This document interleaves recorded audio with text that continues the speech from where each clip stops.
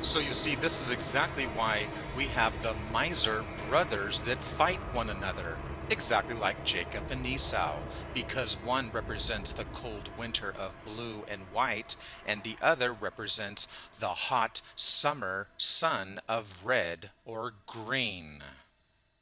He's Mr. Green Christmas. He's Mr. Sun.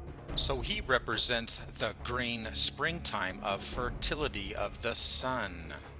You see, it's the same story with the god Osiris, the god of the underworld, the god of the dead, the god of death and rebirth, because he would be painted black in his death state, and then when he was reborn again, he would be painted green, because he is the green man of springtime, the green god that is reborn. So this is exactly why we have all the symbology of the green man, the men who come from Mars, which are known as Martians. And why are they known as Martians? Haven't you always noticed that they're always little green men from Mars?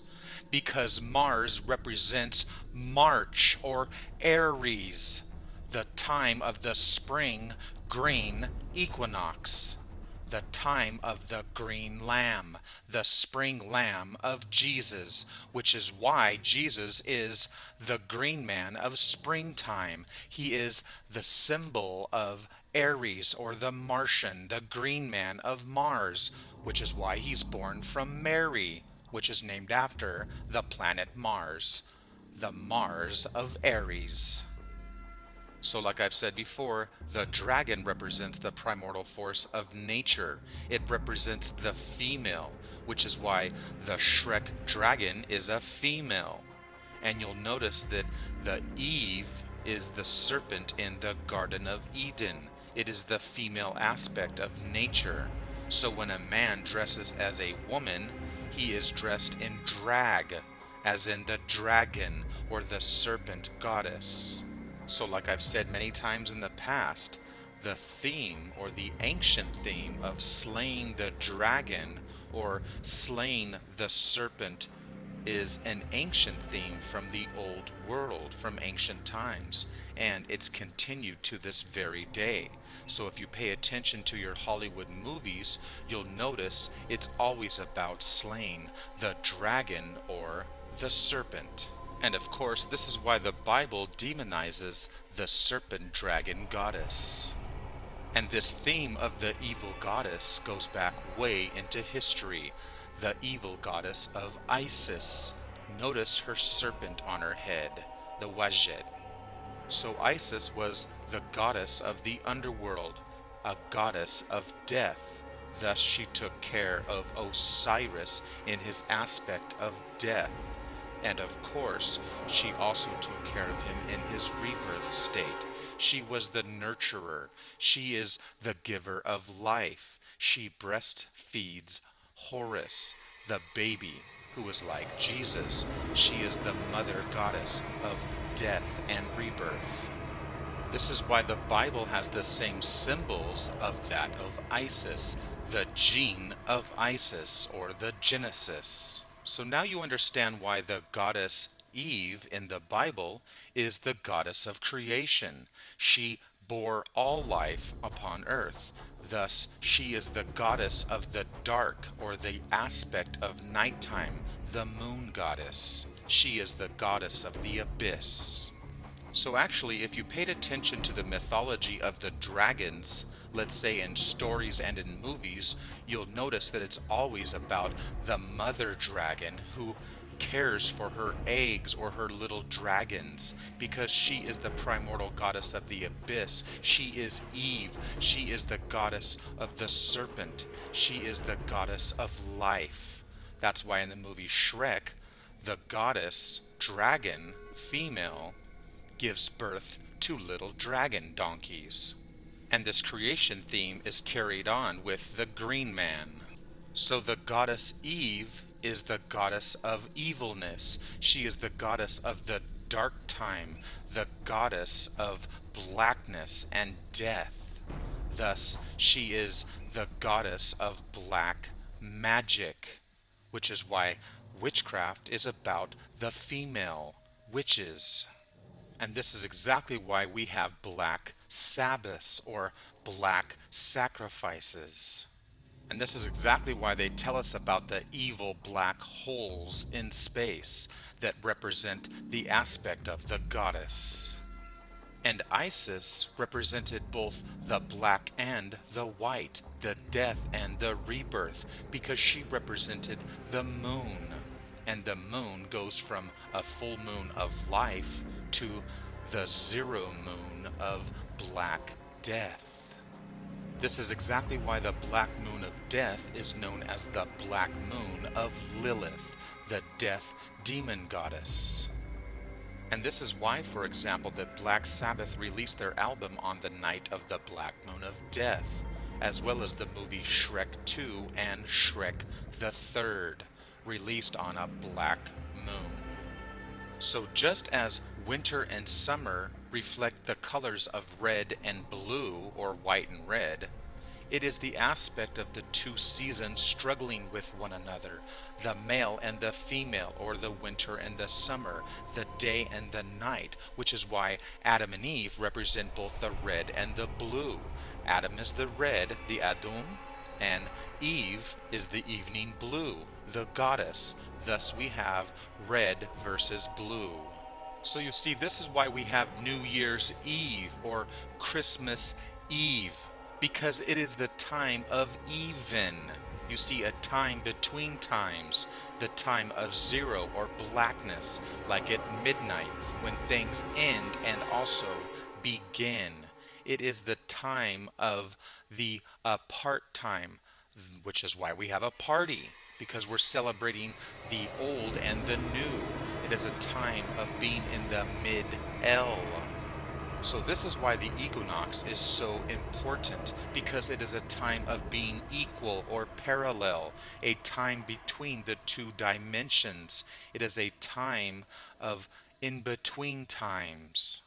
It's a time of the equinox or the equal oxes, the two bulls or double, because it is a time of disassemble. So you see, this is why the word level has the word Eve in it, and of course the L. It is a double mirrored word. And this is why the word even has the word Eve also in it.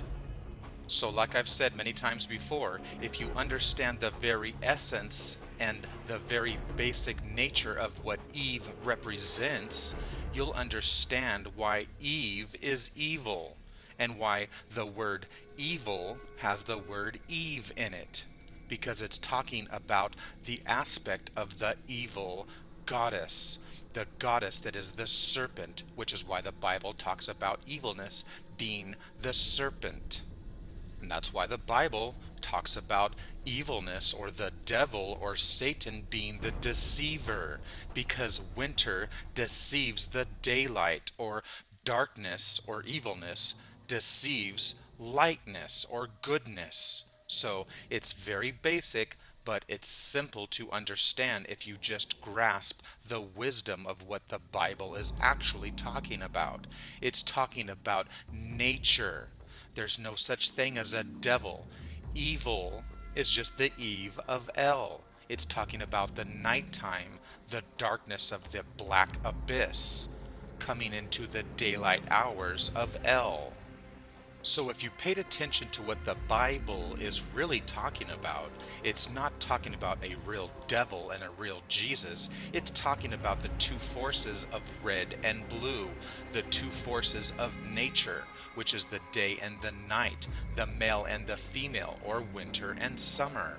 That's why the story of the Bible repeats itself over and over. There really wasn't two brothers called Jacob and Esau. They just represent the winter and summer.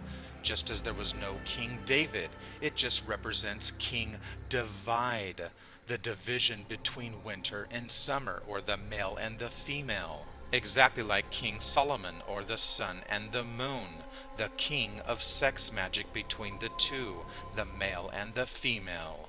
Which is exactly why we have the duel.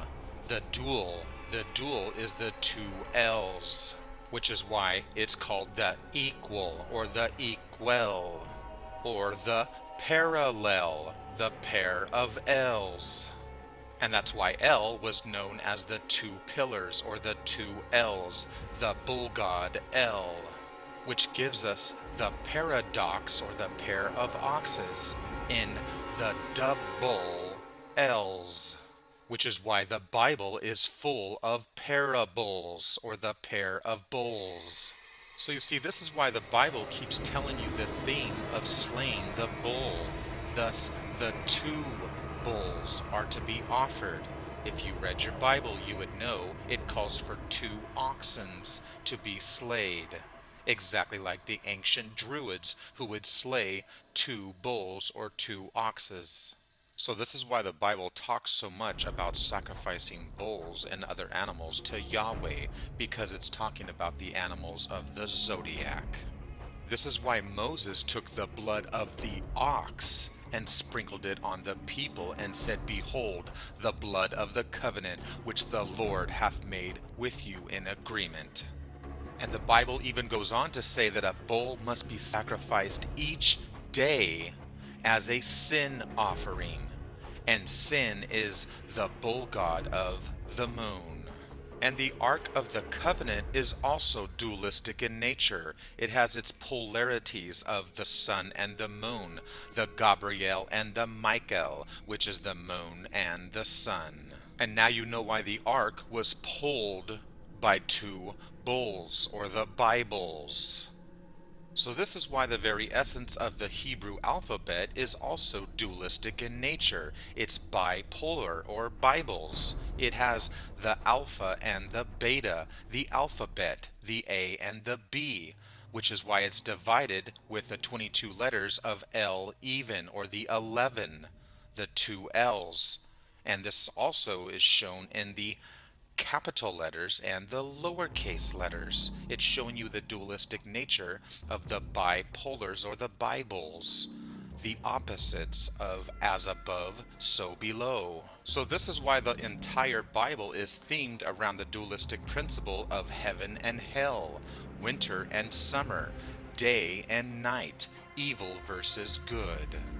So, another paradoxal word that also includes the ox is the word oxymoron, which means the sharp, dull, which is a contradictory term or a polar opposite term, which is why the oxymoron has a double meaning. And of course, it's bullshit, and it comes from the jack or the joker or the fool, which is the moron. Which brings me back to the double meaning of parables. So parable is related to the word bulle and balian, which both basically mean to throw. And balin or bole also means to throw, to cast, to move, to strike, to pierce, to fly, and to hurl. So let me explain to you exactly why parable means bole or balin, which means to throw. So remember I was telling you that a parable is nothing but a bullshitter, one who is deceiving from the truth and the opposite of the lies. Thus, a bullshitter or a parable is really a trick or a scam. You see, because you have been tricked and deceived or thrown off and lied to by the two-faced liar. This is why we have the expression thrown for a loop, like they threw me for a loop, which means that you've been tricked or deceived or they confused you. And the reason you are confused is because your mind has been controlled, you see, by a con artist, or like a con man, because he swindled you or tricked you. So I'm sure you have heard the expression, throw me a curve ball. In other words, you're saying to a person, go ahead, try to catch me off guard, try to trick or surprise me or fool me. You know, like they threw me a curve ball, which means that they threw you something you weren't expecting. They tried to trick you. And you'll notice that it's a curve or on the diagonal. It's not straight because things that are straight are good and things that are bent or crooked are bad.